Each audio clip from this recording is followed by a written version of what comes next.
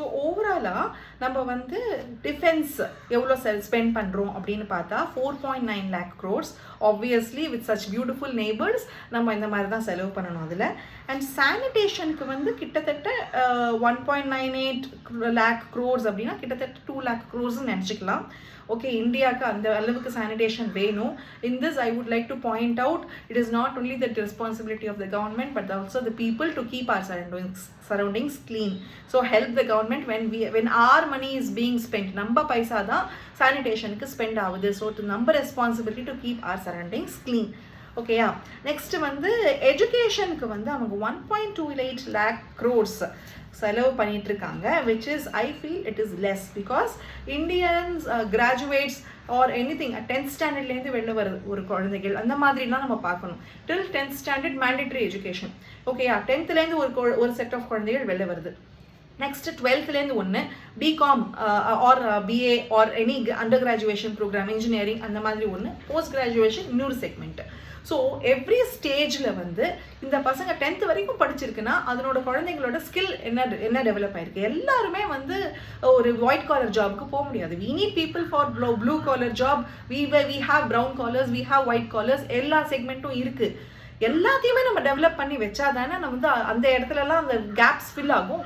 அதுக்கு skill development என்ன பண்ணியிருக்காங்க, இந்த எஜுகேஷனில் 1.28 lakh crores எங்கே போகுது, ஸ்கில் டெவலப்மெண்ட்டுக்கு போகுதா அப்படின்னு பார்க்கணும். Though there are lots of central skill development programme அப்படின்னு நிறையா இடத்துல இருந்தாலும் practical implementation of the skill development programme அப்படின்றது வந்து நான் பர்சனலாக பார்க்கறச்சே கம்மியாக இருக்குது. அதுக்குண்டான எஜுகேஷன் வந்து கொடுக்கல. டைரெக்டாக ஸ்கூல்ஸில் வந்து ஆஃப்டர் ஸ்கூல் ப்ரோக்ராம்ஸ் அந்த மாதிரி வைக்கலாம். அது ஒன்று நான் கவனித்தேன். அண்ட் ஏஐக்கு வந்து ஏஐ காரிடார் இம்ப்ரூவ் பண்ணுறதுக்கு they have allocated only 500 crores. Come on, we are in a revolutionary stage and India has to capitalize this thing. AI develop பண்ணுறதுக்கு only 500 crores. 500 crores அப்படின்றது ஒரு கண்ட்ரிக்குன்னு பார்த்தா you are going to develop an ecosystem for AI. This is very limited amount. இது பத்தவே பத்தாது. So skill development for AI is important and ecosystem for AI is important. So அந்த இடத்துல வந்து I was slightly disappointed. Metro cities and வந்து migration அதை வந்து notice பண்ணியிருக்காங்க இந்த தடவை கவர்மெண்ட்டில். அதாவது ஃப்ரம் ஸ்மால் வில்லேஜஸ் ஸ்மால் சிட்டிஸ்லேருந்து மேஜர் சிட்டிஸுக்கு மைக்ரேட் ஆகிறாங்க because there is lack of employment opportunities or earning opportunities. நம்ம சம்பாதிக்கிறது வந்து அங்கே கம்மியாக இருக்குது, ஆப்பர்ச்சுனிட்டிஸே கம்மியாக இருக்குது அப்படின்றதுனால நிறைய மைக்ரேஷன் ஆகி cities are becoming over crowded. In turn more slums are being created. இதை வந்து நம்ம அட்ரெஸ் பண்ணணும் அப்படின்னு அந்த கோரில் போய் அட்ரெஸ் பண்ணிருக்கிறது that's a wonderful thing. They want to improve the infrastructure and ஜாப்ஸை வந்து சின்ன சிட்டிஸ்லேயும் சின்ன கிராமங்கள்லையும் இன்க்ரீஸ் பண்ணணும் அப்படின்றது வந்து it's a very welcome initiative. அதே மாதிரி ஸ்கூல்ஸ் சின்ன கிராமங்களில் கூட இன்டர்நெட் கனெக்ஷன் இருக்கணும் அப்படின்னு அவங்க யோசிச்சது வந்து வண்டர்ஃபுல். அதுக்கும் அவங்க கொடுத்துருக்காங்க. How for it is going to be implemented அதை நம்ம பார்க்கணும். Hello, this is Aishwarya Balaji. This is a small trial for my இந்த பட்ஜெட் பற்றி எல்லோரும் பேசிகிட்டே இருக்காங்க. ஸோ ஐ தாட் நம்மளும் அதை பற்றி நம்ம என்ன நினைக்கிறோம் அப்படின்றத கொஞ்சம் பதிவு பண்ணலாம் அப்படின்னு நினச்சேன். I don't have any political orientation. This is my general opinion about this budget.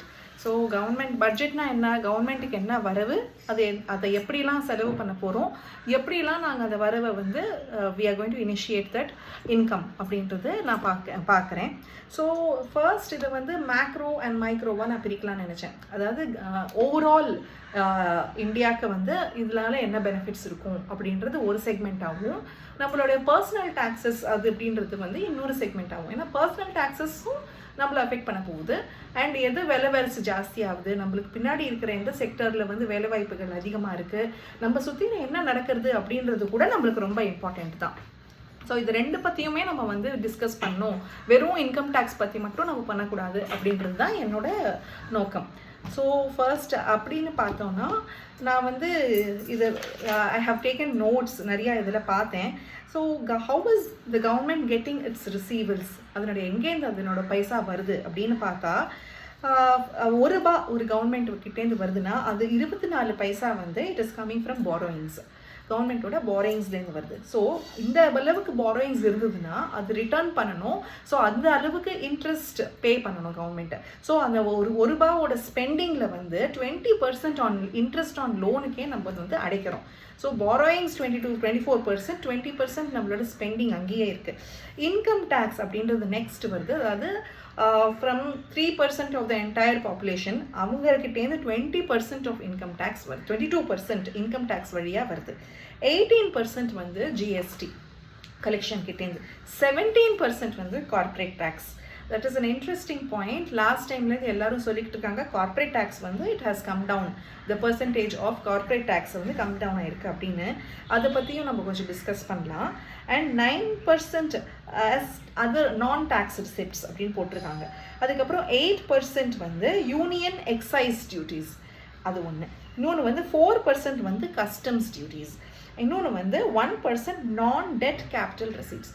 இதில் பார்த்தீங்கன்னா டியூட்டிஸ், டேக்ஸு, ஜிஎஸ்டி இந்த மாதிரி தான். So the government is earning majority வந்து ஒன்று கடன் வழியாக, that is also majority of the கடன் is given by whom, by people. நம்ம வந்து saving scheme, national saving scheme அதெல்லாம் பார்த்தா அகெயின் டேக்ஸ் கம்மி பண்ணணுன்றதுக்காக கவர்மெண்ட் பாண்ட்ஸில் நம்ம சேவ் பண்ணியிருப்போம்.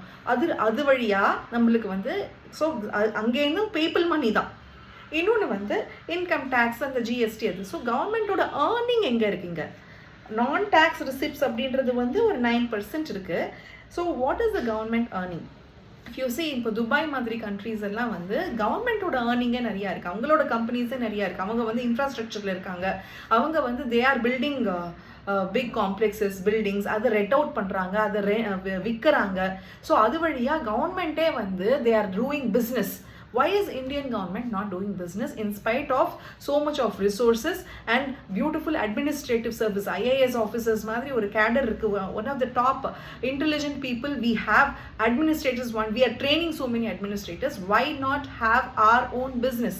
Why are you relying on people's money for your income? அப்படின்றது என்னோட ஃபர்ஸ்ட் ஒரு கேள்வி. ரொம்ப நாளாக சின்ன வயசுலேருந்து எனக்கு அந்த டவுட் இருக்குது. Why is public spending? அப்போ அந்த இடத்துல கரப்ஷன் இருக்குது, என்னால் பண்ண முடியலன்னா that you will have to take care. இதுக்கு முன்னாடி இருந்த PSUஸில் கரப்ஷன் இருக்குது, அது என்னால் பண்ண முடியல, it is a sick unit அப்படின்னா you will have to make structural changes there and bring out a rapid change. அதுதானே அந்த rapid change வரும் அப்படின்றதுனால தான் இந்த புது கவர்மெண்ட்டில் வந்து நம்ம எலெக்ட் பண்ணியிருக்கோம். ஸோ அந்த சேஞ்ச் ஏன் வரல அப்படின்றது எனக்கு தெரியலை. And another one thing is health sector. Suppose you are going to take so much of your money from your public, how much are you giving it back to the public அப்படின்னு? That is நம்மளோட tax regime பார்த்தோம்னா highest tax slab பேருக்கு தான் அது 30%. The moment a person is earning more than a certain amount, he is ending up paying 42%. So அந்த higher tax bracketsல இருக்கிறவங்க யாரு அப்படின்னா they are the job creators. ஒரு ஜாப் கிரியேட்டர் கிட்டேருந்து, பிஸ்னஸ் மேன் கிட்டேருந்து நீங்கள் இவ்வளோ டேக்ஸ் பண்ணிங்கன்னா த இன்சென்டிவ், இது வந்து சென்ட்ரல் டேக்ஸ் மட்டும்தான் இல்லை, அவங்க அந்தந்த ஸ்டேட்டுக்கு உண்டான டேக்ஸையும் அவங்க பே பண்ணுறாங்க. அது இல்லாமல் அதர் எக்ஸ்பென்சஸ் கூட நம்ம பே பண்ணுறோம். அப்போது பிஸ்னஸை வந்து நீங்கள் வந்து எவ்வளோ தடவைக்கு ஊக்குவிக்கிறீங்க? The people who are creating and generating jobs are being taxed a lot. Capitalist economy அப்படின்றது நம்ம இல்லை, சோஷியலிஸ்ட் எக்கானமி அப்படின்ற சோஷியலிஸ்ட் அப்படின்ற ஒரு டேர்ம் இருக்குது. ஆனால் நம்ம டெமோக்ரஸின்னு ஒன்று இருக்குது, நம்ம மூவிங் டுவர்ட்ஸ் கேபிட்டலிசம் அப்படின்னு இருக்குது. அப்படின்னு இருக்கிறச்சே how can you tax job creators? the lack of job create next என்ன ஆகுது தெரியுமா? அந்த ஜாப் கிரியேட்டர்ஸோட அடுத்த ஜென்ரேஷன் அவங்க வந்து இந்தியாவில் இருக்க மாட்டேங்கிறாங்க. தே ஆர் ஸ்விட்சிங் off, they are flying off. நான் ஏன் இவ்வளோ சம்பாதிச்சு இவ்வளோயே நான் வந்து டேக்ஸாக பே பண்ணணும், then I'm not getting a return on this அப்படின்ற ஒரு கேள்வி இருக்குது. So we are losing out the next generation, younger population are moving out. So be careful on that. Already we have lost a lot of green people to the foreigners, foreign lands. இங்கே கம்மியாக இருக்காங்க, green people அங்கே போயிட்டுருக்காங்க. So please retain them and please be genuine in your tax charge பண்ணாலும் அதுக்கு return on investment அப்படின்றத பார்க்கணும், அது ரிட்டர்ன்ஸ் கொடுக்கணும். So for that what the government is doing, they are going heavy on spending on இன்ஃப்ராஸ்ட்ரக்சருக்கு private public partnership எடுத்துகிட்டு வந்து அந்த இன்ஃப்ராஸ்ட்ரக்சரில் நிறைய செலவு பண்ணணும் அலாங் வித் த ஸ்டேட்ஸ் அப்படின்னு சொல்லியிருக்காங்க. அதோடு நான் கனெக்ட் பண்ணணும் அப்படின்னு பார்த்தா உடான் ஸ்கீமை கனெக்ட் பண்ணலான்னு நினச்சேன். உடான் வந்து 120 பிளேசஸில் வந்து they are going to start airports. They want more Indians to fly. So airport செக்டாரை வந்து நல்ல ஒரு ரொபஸ்ட் growth இருக்கும் அப்படின்னு நம்ம எதிர்பார்க்கலாம். இதில் வந்து பீகார் வந்து அந்த பாட்னாவோட பீகார் ஏர்போர்ட்டை வந்து இன்க்ரீஸ் பண்ணணும்னு இருக்காங்க. இந்த one thing we can appreciate is brown field airports அப்படின்னு பார்க்குறது. Not a green field airport, it is a brown field. So you are getting under வந்து அக்ரிகல்ச்சரல் ஃபீல்ட்ஸ் இல்லாமல் நான்-அக்ரிகல்ச்சரல் ஃபீல்ட்ஸை தான் நம்ம எடுத்துகிட்டு வரணும். That is a wonderful initiative which I am for. எனக்கு ரொம்ப அது பிடிச்சிருந்தது. அப்புறம் நம்ம ப்ரொடக்ஷன் ஜிடிபி அப்படின்றது பார்த்து கிராஸ் டொமஸ்டிக் ப்ராடக்ட், அதாவது என்டையர் கண்ட்ரியோட பைசா எங்கேருந்து வந்திருக்கு, how is the population earning and how are they spending அப்படின்னு பார்க்குறோம். பார்க்குறச்சே ஓவராலாக வந்து இந்த தடவை அதர் ப்ரொடக்ஷன் அண்ட் மேனுஃபேக்சரிங் செக்டரோட கான்ட்ரிபியூஷன் ஹையராக இருக்குது அக்ரிகல்ச்சரோட. யூஸ்வலி இந்தியா வந்து அக்ரிகல்ச்சர் எக்கானமி தானே, நம்மளது அக்ரிகல்ச்சர் இன்கம் தானே அதிகமாக இருக்கணும். இப்போ ப்ரொடக்ஷன் மேனுஃபேக்சர் அதிகமாக இருக்குது. What does this mean? Production and manufacturing increase ஆகிருக்கா இல்லை அக்ரிகல்ச்சரல் இன்கம் கம்மியாயிருக்கா அப்படின்றத நம்ம நோட் பண்ணணும். அது we'll have to go into it. That is a different topic. அப்போது அக்ரிகல்ச்சர் பீப்புள் ஃபார்மர்ஸுக்கு எதுவும் கொடுக்கல அப்படின்ற ஒரு குற்றச்சாட்டு இருந்ததுக்கு இந்த தடவை என்ன பண்ணியிருக்காங்கன்னா கிசான் கார்டு அப்படின்னு கொடுத்துருக்காங்க. அது ஏற்கனவே இருக்குது. அதனோட கிரெடிட் லிமிட்டை வந்து 5 lakhs வரைக்கும் இன்க்ரீஸ் பண்ணியிருக்காங்க. So the working capital for these people is increased. Credit கார்டாக கொடுக்கறச்சே ஒரு இடத்துல போய் நம்ம அப்ளை பண்ணி அதுக்கப்புறம் பண்ணணும் அப்படின்ற ப்ராசஸிங் வந்து கம்மியாக இருக்குது. So that is what we can see. But again I have seen in this இதை எவ்வளோ தூரத்துக்கு வந்து ஒரு படிப்பு இல்லாத ஒரு ஃபார்மர் வந்து யூஸ் பண்ணிக்கிறாங்க அப்படின்றத நம்ம கவனிக்கணும். அது இஸ் இட் ரீச்சிங் தெம் அப்படின்றத நம்ம பார்க்கணும். ஆர் தே யூஸிங் இட் அப்படின்றத பார்க்கணும். Who is the end user அப்படின்றதையும் பார்க்கணும். இதை வந்து இல்லைன்னா அவங்களுக்கு அதுக்குண்டான எஜுகேஷன் கொடுக்கணும். அந்த கார்டு அப்ளை பண்ணிக்கிறது ஈஸியாக இருக்கணும். அது வந்து அந்த ஒரு சிஸ்டம், அந்த ஒரு ஈகோ சிஸ்டமை வந்து அவங்க ஒரு அக்ரிகல்ச்சரை வந்து ஒரு பிஸ்னஸாக, ஒரு லூக்ரேட்டிவ் பிஸ்னஸாக வந்து கன்வெர்ட் பண்ணுறதுக்கு உண்டான ஒரு ஈகோ சிஸ்டமை நம்ம டெவலப் பண்ணணும். And the government has a beautiful ambitious plan of directly procuring production from the farmers அப்படின்னு இந்த தடவை சொல்லியிருக்காங்க. It is a welcome one. And if they improve the cold warehouses, அந்த மாதிரி இது warehousing கொஞ்சம் இம்ப்ரூவ் பண்ணால் நல்லாயிருக்கும். அண்ட் ஷிப்பிங் செக்டாரை வந்து ஃபோக்கஸ் பண்ணியிருக்காங்க. So that is also a very good initiative.